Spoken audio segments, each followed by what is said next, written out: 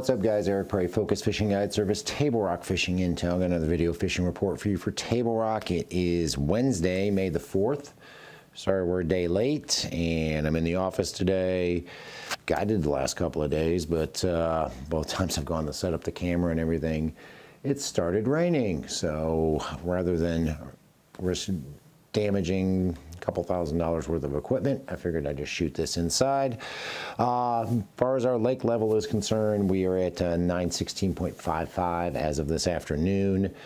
Got a lot of rain coming in right now. Anywhere from 1 to 4 inches is what they're predicting, so real good chance the lakes are going to come up. Bull shoals 11, 12 feet high already. Beavers already 7 feet high.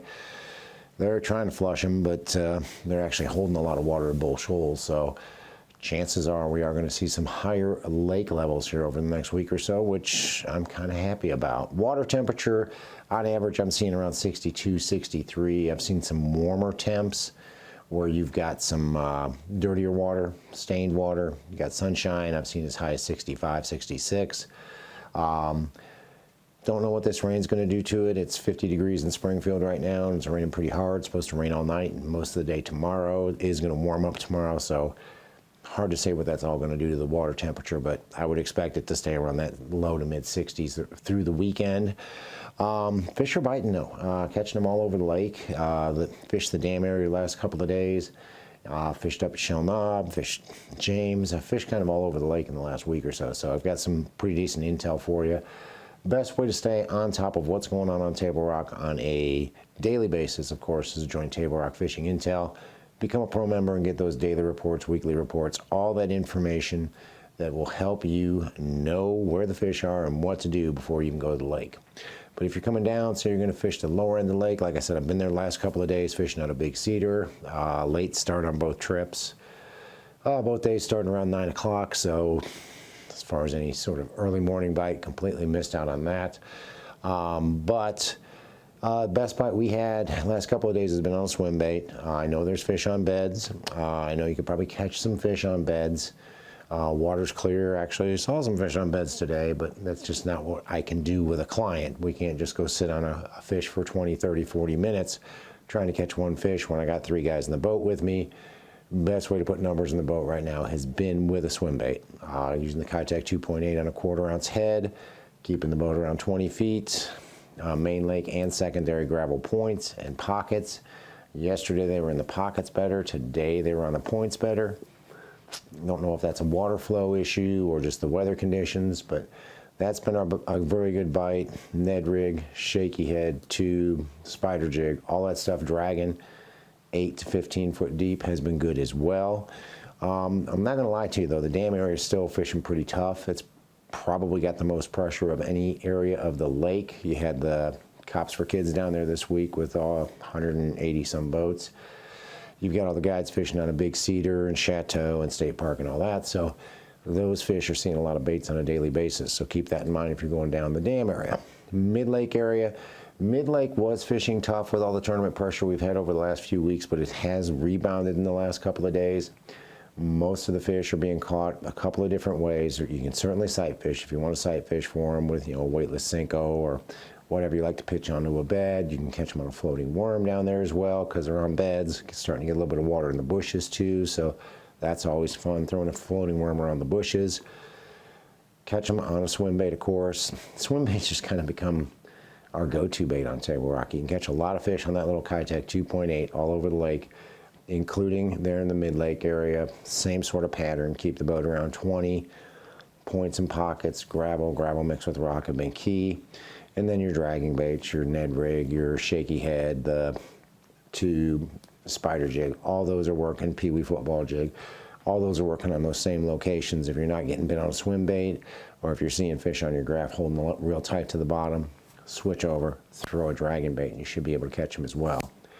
James River, fish the James River, I guess that's Thursday or Friday, I don't remember which.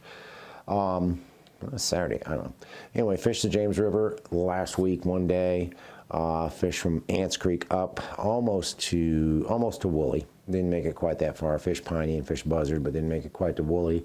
Most of the fish we caught, it was very windy that day. Most of the fish we caught were on either spinnerbait like the Jewel Gem Spin, or Gem Blade, I'm sorry, or we caught them on a chatterbait. And when I say chatterbait, I mean the jackhammer. It's the only one I throw. Those fish were fairly tight to the bushes. You had to have shad around. If we found some shad, didn't matter if the shad were in the bushes or not, we could catch some fish in and around the flooded bushes, on the flatter banks. And it seemed like they were back in pockets a little bit too. Didn't really sight fish for them because I had a couple guys with me, but I saw plenty of fish on beds, so that's going to be a viable pattern for the weekend as well for the guys fishing the BFL. I think you can sight fish anywhere on the lake right now if you've got the water clarity, and this rain may affect whether or not we're going to have the water clarity this weekend or not, but you can certainly sight fish. There's quite a few fish on beds, and there's some better fish on beds too up the James. And then a jig and a shaky head. Really didn't throw anything else up there. Caught quite a few fish on laydowns and visible cover and some stumps and whatnot with a jig. And I was throwing the excuse me, Jewel squirrel head as far as my shaky head with a Senko on it, kind of what I like to throw on table rock. Caught a lot of fish that way. Most of the fish we caught up there were 15 foot deep or less. Actually, most of them were probably 10 foot deep or less. A lot of shallow fish up there. Water had some good color, so it was warmed up. That's where I saw 64, 65 degree water pretty consistently over the weekend.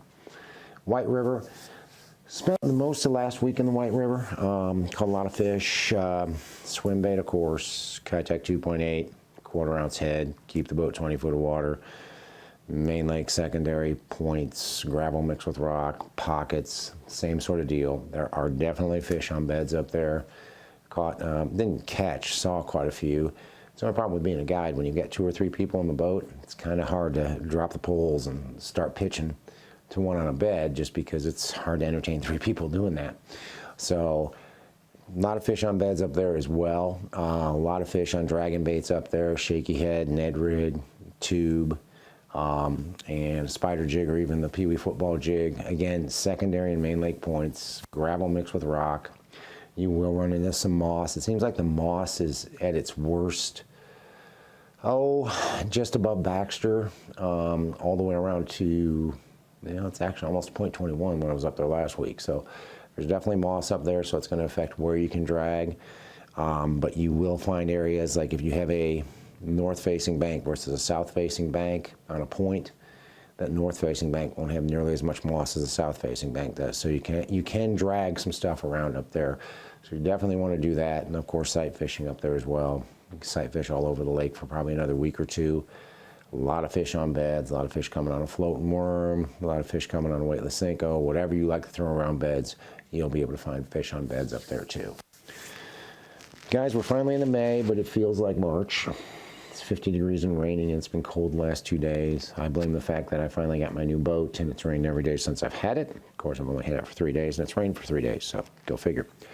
But the bite is definitely getting better, and we're catching a lot more fish on every trip.